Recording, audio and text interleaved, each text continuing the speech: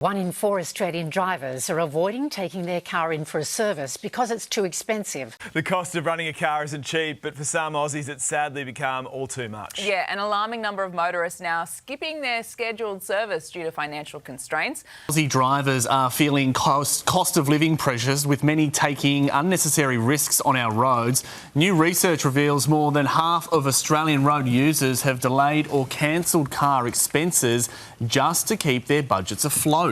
Right, I want to start with the number that made me pull this whole thing together. Almost half of us, 49%, have pushed back or skipped a trip to the mechanic in the last year because we simply couldn't afford it. And here's why that terrifies me. Because if you buy one of the wrong cars, one of the ones the mechanics I've been reading are quietly begging people to avoid, skipping a service isn't a saving, it's a countdown. I've gone through the government recall register, court filings, the ABS repair cost data, and hundreds of real owner stories, and I've pulled out the 10 cars I would not touch in 2026. Some of them will surprise you, so let's get into it. Let me put the money in front of you first, because this is what makes it personal. The cost of maintaining and repairing a car in this country is now climbing faster than regular inflation, up 6.3% over the year to May 2026. And it's not just the bills, it's getting the work done at all. There's a national shortage of around 30,000 mechanics, and some owners are facing waits of up to 6 months for a service or a minor repair.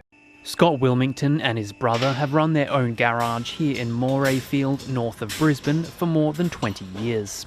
He says it's never been harder to find skilled staff. So we're skipping servicing to save money on cars that cost more to fix than ever, that we can't even get booked in. That's the trap. Now let me show you the cars that spring it. I want to start with the budget end, because this is where good people get caught trying to do the right thing.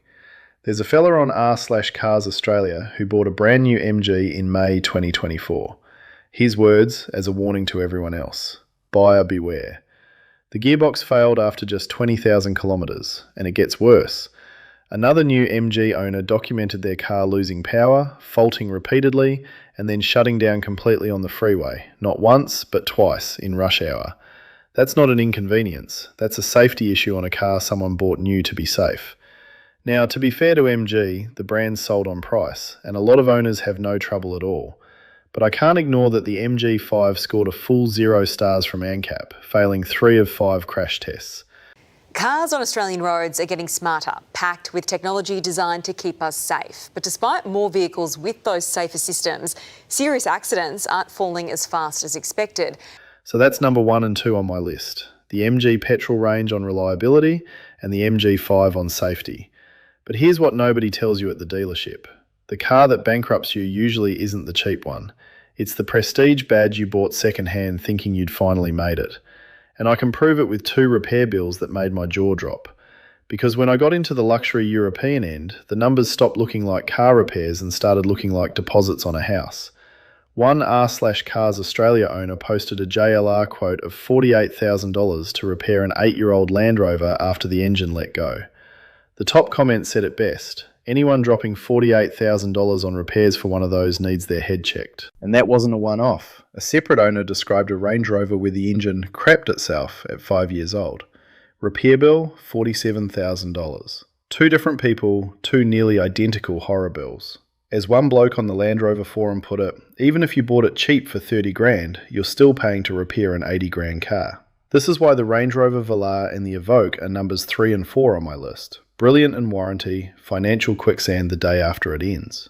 And it's not just owner anecdotes. Land Rover has more than 30,000 vehicles under recall in Australia right now, including a defect where a corroded airbag clock spring may stop the airbag deploying in a crash. Then there's the German and French machinery, and this is where the hourly rate gets you before the parts even do. One owner posted their dealer labour rates. A Volkswagen at $210 an hour, and BMW, Land Rover and Mercedes all sitting around $280 to $290 an hour, against maybe $150 at a Toyota shop. That's the Volkswagen problem in a nutshell. The DSG dual clutch gearboxes fail, and the labour to fix them is premium priced. VW's Polo and Tiguan are number 5 on my list, and the BMW 3 Series F30 is number 6.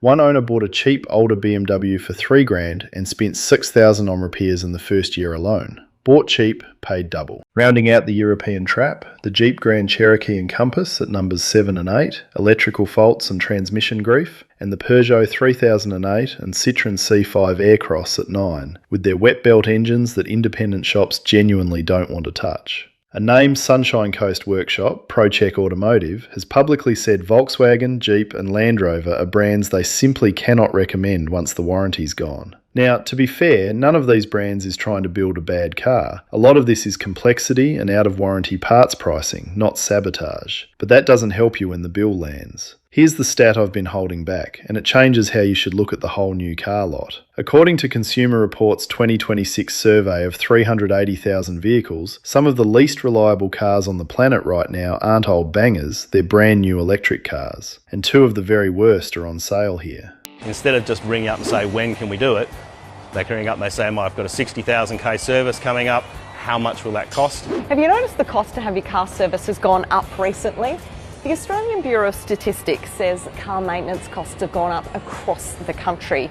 The Kia EV9 scored 24 out of 100 for reliability. The EV6 scored 25. Both landed in the 10 least reliable cars in that entire survey. And this isn't theoretical. Every single Kia EV6 ever delivered in Australia, 3,948 of them, was recalled over a fault in the charging unit that can cause the car to lose drive power. That's number 10 on my list. The Nissan connection is just as grim.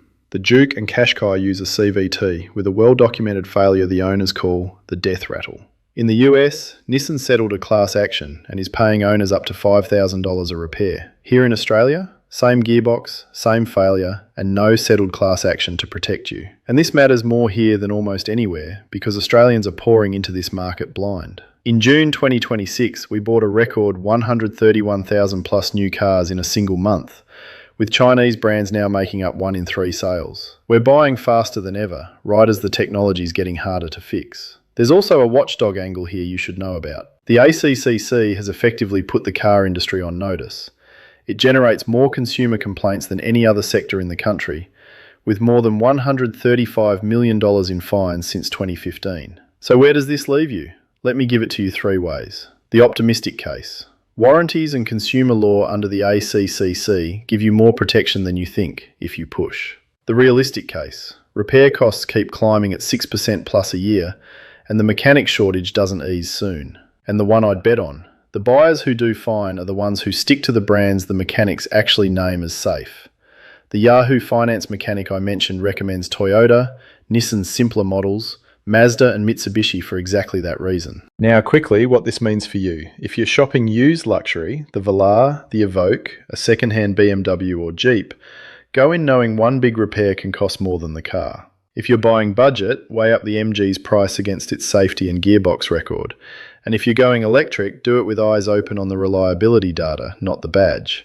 Here's the truth. Repair costs are up over 6% a year, nearly half of us are already skipping servicing, and the 10 cars on this list are the ones most likely to turn that gamble into a 5-figure bill. I'll be breaking down the dealer traps, the finance tricks, and the cars actually worth your money every week. Subscribe to this channel so you don't get caught out. Thanks for watching. I'll see you in the next one.